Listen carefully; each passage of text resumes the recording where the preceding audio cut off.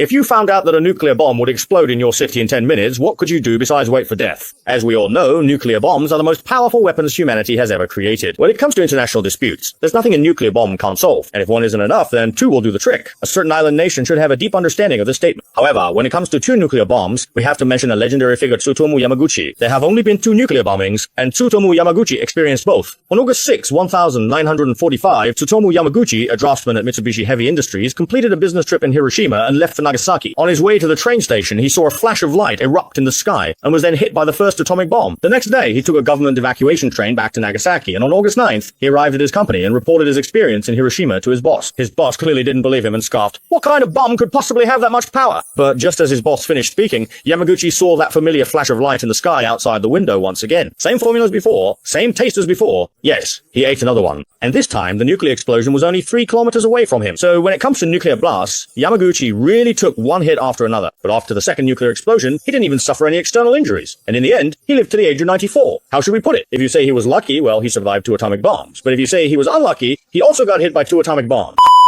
Back to the question at the beginning. If a nuclear bomb were to explode in your city in 10 minutes, the first thing to consider is where you are. If you're in a remote area, then there's really nothing to worry about. It wouldn't even be worth the fuel for a nuclear bomb to come all the way out there. As long as the bomb isn't being dropped in the countryside, you have nothing to fear. Of course, even if you're in a major city, it still depends on the situation. If you happen to be extremely unlucky and are right beneath the center of the nuclear explosion, well, that's just utter despair. In this situation, surviving is about as difficult as Yifei proposing to Dalongest, a tiny bit challenging. And with only 10 minutes left, there's really nothing you can do except breathe for those 600 seconds. The only thing you might do is close the door and do something interesting by yourself. With the remaining 8 minutes, you could take one last look at the scenery or something, and then become a zero-distance observer of the mushroom cloud. Of course, you wouldn't feel any pain at all. The thermal radiation from a nuclear explosion instantly heats the air to over 3,000 degrees, and the high-temperature shockwave hits you in a flash. It happens so fast you would be vaporized in an instant. Your brain wouldn't even have time to register it before you lost consciousness. But if you're some distance away from the center of the nuclear blast, then the situation is completely different. There are 4 main types of damage from a nuclear explosion: thermal radiation, shockwaves, penetrating radiation, and nuclear fallout. The shockwave's power is inversely proportional to the cube of the distance. So the farther you are, the weaker the shockwave. A typical 500 0-ton nuclear warhead produces a fireball with an area of about 3 square kilometers, and its direct destruction radius is roughly 6 kilometers. If you're more than 6 kilometers from the explosion center, rescue is still possible. The best way is to shelter in your city's air raid shelters or civil defense facility. Do not stay exposed. If you remain on the ground during the explosion, the overpressure will spread at the speed of sound, and with the following negative pressure, your body will be violently pulled back and forth.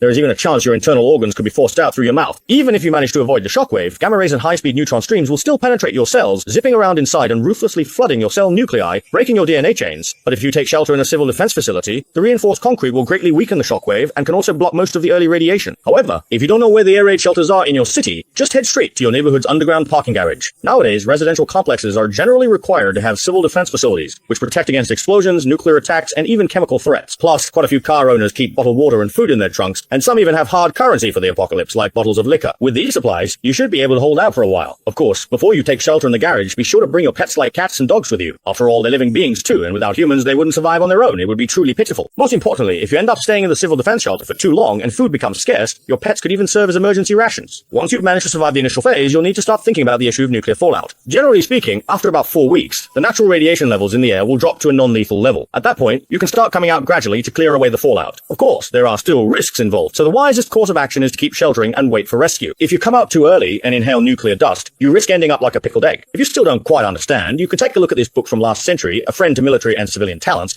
which contains detailed instructions on how to survive after a nuclear explosion. Parentheses. This is not an advertisement. Lastly, social order may temporarily collapse after a nuclear explosion, so it's also necessary to prepare some weapons for self-defense. A single legal weapon can make a lot of people calm down. I mean, as a car mechanic, it's pretty reasonable for me to carry a wrench, right?